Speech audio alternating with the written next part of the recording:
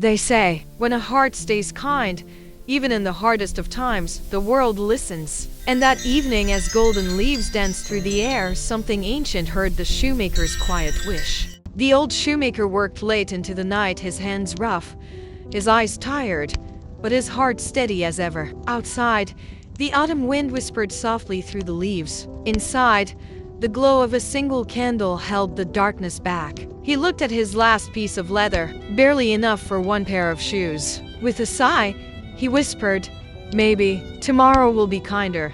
He laid the pieces neatly on the table, too weary to stitch them tonight. And as he bowed his head in silent prayer, a soft gust swept through the window. The candle trembled, and somewhere in that golden light the first spark of magic arrived. The night deepened, and the candle flickered low. The old shoemaker slept in his chair, his head bowed, his dreams light as dust. Outside, the wind sighed through the autumn leaves, and inside the stillness began to move. The scraps of leather he left behind quivered. A faint shimmer rose from the grain, as if moonlight had taken breath.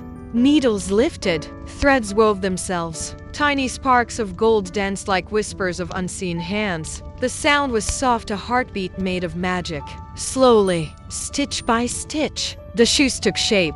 By the time the stars began to fade, two perfect shoes rested on the table, polished, glowing faintly, as if waiting for dawn to find them. The first light of morning spilled through the window, bathing the workshop in gold. The old shoemaker stirred, his neck stiff, his eyes still heavy with sleep. And then he saw them, two shoes gleaming perfect, not a single stitch out of place. He blinked, leaned closer, touched the leather warm, soft, alive.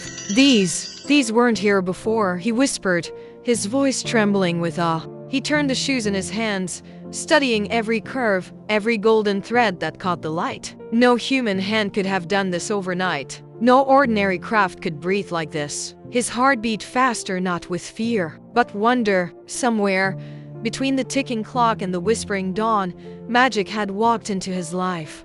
By dawn, the village had begun to wake. Cobblestone streets glimmered in the soft golden light, and autumn leaves danced in the morning breeze. Outside the shoemaker's window, two villagers paused, their eyes wide in wonder. A woman in a green shawl and a young boy in a brown coat stared at the most beautiful shoes they had ever seen. The leather shimmered like sunlight on water, and delicate golden stitches seemed almost alive.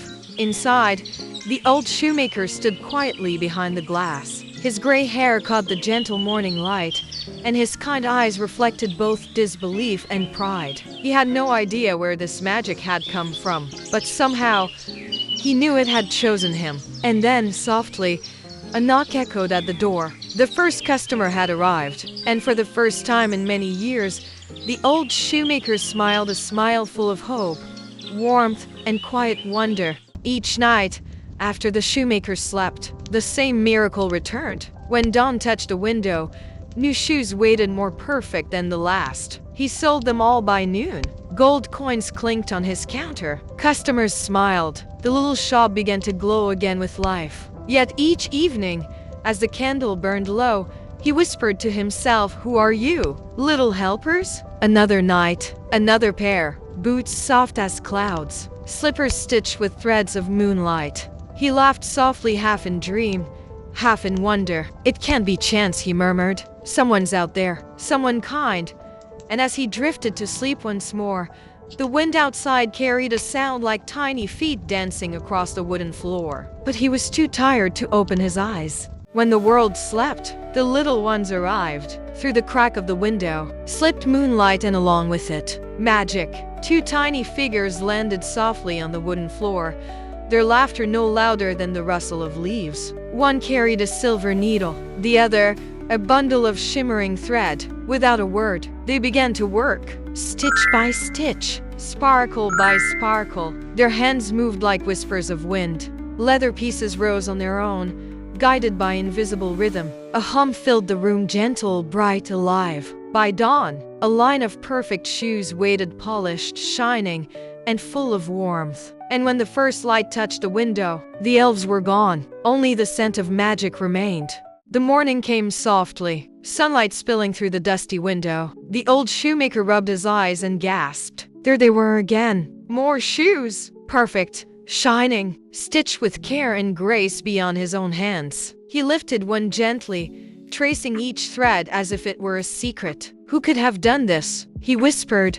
Every morning, it was the same. New shoes, new wonder, and deep inside, a quiet spark of curiosity began to grow. That night, as the sky turned golden gray, the old man made up his mind. No more guessing, he said softly. Tonight, I'll stay awake, and I'll find out. That night, the world seemed to hold its breath. The shoemaker sat in silence, hidden behind the curtain, heart beating slow and loud. The clock struck 12, and the candle flickered out. Then a soft shimmer danced across the floor. Through the moonlight, they appeared, two tiny figures, glowing like living stars. Their clothes were stitched from leaves, their hands as quick as whispers. One sewed, the other polished, moving with a joy that filled the air. The shoemaker's eyes glistened. He didn't dare move, didn't dare breathe. He watched as wonder itself came to life before him. And in that moment, he understood. Kindness unseen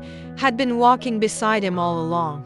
When dawn returned, the magic was gone, but the proof of it shone brighter than ever. The shoes, perfect once more. Each stitch carried a story of kindness and quiet grace. The shoemaker smiled through trembling hands. His heart felt full, not with gold or success, but with something deeper: gratitude. He whispered to the empty room, I've seen the hands of magic, and they ask for nothing in return. That morning, his shop filled with warmth. Customers came, laughter echoed, and hope bloomed again. Yet deep inside, he knew he couldn't rest until he found a way to thank the little souls who had changed his life.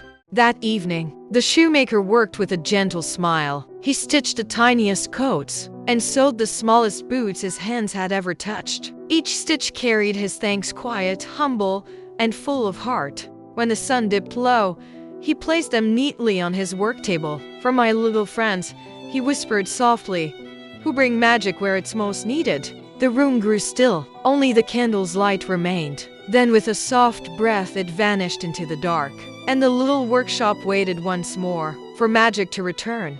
That night, when the clock struck 12 again, the elves slipped through the window, ready to work as always. But this time, they stopped, for there, upon the table, lay something new: tiny coats and boots, shining softly in the moonlight. They touched the cloth, their eyes filled with joy. The shoemaker's kindness had found them. They danced, laughed, and spun beneath the silver glow, their hearts sparkling brighter than any magic they'd ever known. Morning came, gentle and golden. The shoemaker stepped into his little workshop and stopped. The table was empty. The tiny clothes were gone. Only a shimmer of gold remained, like sunlight caught in memory. He smiled softly, no words, no questions, just a quiet gratitude for the magic that had once walked beside him. And outside, the world glowed brighter, as if even the day was smiling back. And so, the days went on. The shoemaker's shop stayed bright, his hands busy, his heart full. He never saw the elves again, but every stitch he made carried their kindness and their magic. Sometimes when the sun rose golden, he thought he saw two small lights in the forest, watching, smiling, because true magic isn't in gold or glory. It's in the kindness we give and the hearts we touch. And so, the poor shoemaker was poor no more.